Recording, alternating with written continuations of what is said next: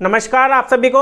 इस वीडियो में मैं आज आपको बताने वाला हूं सिविल प्रोसीजर कोड में सेक्शन 27। जो ये सेक्शन है यहाँ पर ये समन्स टू डिफेंडेंट्स की बात कर रहा है। जब भी कोई पार्टी सूट फाइल करती है तो उसके बाद दूसरी पार्टी को क्या जाता है, नोटिस जाता है अपीयर होने के लिए, उसको हम सम्मन बोलते हैं। अब पहले मैं आपको ये बता देता हूँ सम्मन होता क्या है। What is सम्मन? सम्मन इज ए लीगल डॉक्यूमेंट जो इशू करता है कौन? कोर्ट। जिस भी कोर्ट में सूट को फाइल किया जाता है उस कोर्ट के पास वहां पर पावर आ जाती है कि दूसरी पार्टी को सम्मन इशू करने हैं। तो यहां पर वो सम्मन इशू करती है, दूसरी पार्टी को बुलाती है कोर्ट, वहां पर दूसरी पार्टी को बुलाएगी और उसके बाद दोनों पार्टी को सुना जाएगा। उसके बाद इसको बोलते हैं हम सम्मन।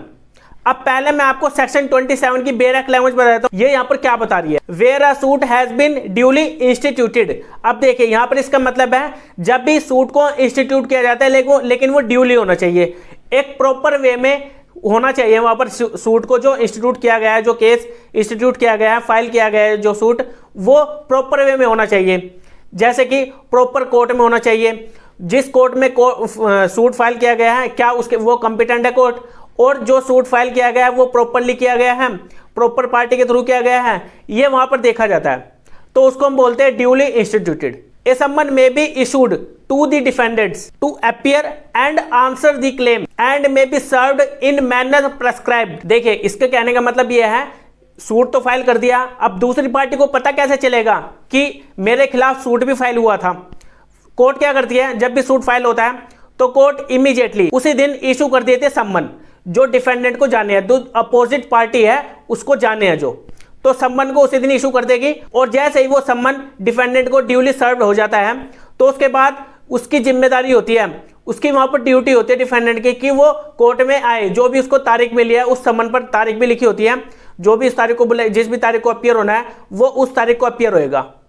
अगर नहीं होता है तो फिर क्या होगा अभी बताऊंगा। पहले मैं आपको इसकी बेरक लैंग्वेज बता दूं क्या करिए यहाँ पर। जब वो अपीयर हो जाएगा वहां पर वो आंसर देगा, जो दूसरी पार्टी ने उसके खिलाफ जो भी क्लेम के लिए जो भी केस डाला है, जो भी वहां पर कंपनसेशन लेना है दूसरी पार्टी को, तो वहां पर उस पार्टी से आंसर पूछा जाएगा, डिफेंडेंट से वहां पर आंसर पूछा जाएगा कि बताइए आपको क्या जवाब देना है इसका, तो वहां पर वो अपना फिर रिप्लाई देगा।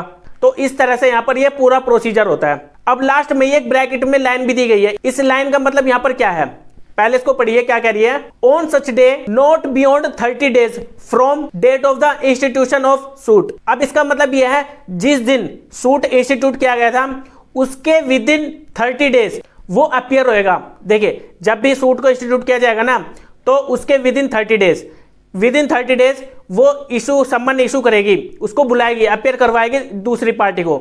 इसलिए यहां पर 30 डेज का टाइम दिया गया है जिस दिन सूट इंस्टीट्यूट हुआ है। इसका मतलब यह है। अब देखिए इसी से रिलेटेड कुछ ऑर्डर्स भी है। ऑर्डर्स में आपको डीपली जाकर समझाऊंगा नहीं, बस मैं थोड़ा थोड़ा आपको समझाने की कोशिश करूंगा कि ये ऑर्डर इससे रिलेटेड है। जो ऑर्डर 5 है, ऑर्डर 5 में बताया गया है issue and service of summons. यहां पर इशू किया जाएगा सम्मन, जो सम्मन की सर्विस हो रही है वो ऑर्डर 5 के अंडर होती है। जो पूरा प्रोसीजर है वो हम आने वाली वीडियोस में जानेंगे। मैं अलग से इसके लिए अलग से वीडियो बनाऊंगा ऑर्डर 5 पे भी। मैं बस आपको बता रहा हूं कि जो ऑर्डर्स है ये इससे रिलेट करते हैं। ये जो सेक्शन 27 है ऑर्डर 5 इसी से रिलेटेड है। इसका पूरा प्रोसीजर ऑर्डर 5 के अकॉर्डिंग चलता है। जो सर्विस होनी है सम्मन की, जो इशू होना है सम्मन, तो उसका पूरा प्रोसीजर ऑर्डर 5 के अकॉर्डिंग बताया गया है। और दूसरा है order 9। Order 9 rule 6 mainly section 27 से डील ही करता है। यहां पर कैसे डील करता है, अब ड्यूली सर्व होता है ना जब सम्मन, तो दूसरी पार्टी को जो डिफेंडेंट है उसको आना पड़ता है कोर्ट में, ठीक है। अगर वो नहीं आएगा तो कोर्ट क्या कर देगी, एक्स पार्टी ऑर्डर दे देगी। अब मान लीजिए ये सभी बातें रूल 6 में बताई गई है। जो ऑर्डर 9 है, ऑर्डर 9 की रूल 6 में जाकर देखिए, वहां पर बताया गया है अगर ड्यूली सर्व हो चुका है तो एक्स पार्टी ऑर्डर दे देगी कोर्ट। अगर सम्मन ड्यूली सर्व नहीं हुआ है, प्रॉपर वे में वो सम्मन जो होना था इशू वो नहीं हुआ है वहां पर, तो फिर वहां पर कोर्ट दोबारा से सेकंड सम्मन वहां पर इशू करेगी उस डिफेंडेंट के खिलाफ में, तो ताकि वो अपीयर हो, ठीक है, क्योंकि वहां पर ड्यूली सर्व नहीं हुआ था इसलिए वहां पर सेकंड सम्मन भेजा जाता है। तो फिर वहां पर वो अगर ड्यूली सर्व हो चुका है तो उसके बाद ये जिम्मेदारी बनती है डिफेंडेंट की कि वो अपीयर हो कोर्ट में। व्हेन सम्मन served but not in due time. अब इसका मतलब ये है जो सम्मन है वो सर्व तो हुआ है, प्रॉपर वे में ड्यूली सर्व हो चुका है, लेकिन वो within time period serve नहीं हुआ। अब जिस दिन की उसकी तारीख थी उस तारीख से पहले वो सर्व नहीं हुआ, उसको सम्मन जो हुआ था डिफेंडेंट को वो उसके बाद हुआ। अब वहां पर वो कैसे अपीयर हो जाता है, उसको तो पता ही नहीं था।